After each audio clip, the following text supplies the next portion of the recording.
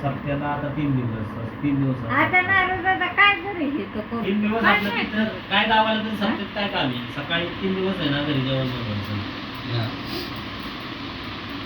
दोन टाइम मान्यच नव्हता म्हणजे गावातले मी म्हणते 3 दिवसाला नाही सकाळी उठलं ना पहिल्या दिवशी हे घेतो विना घेतात ना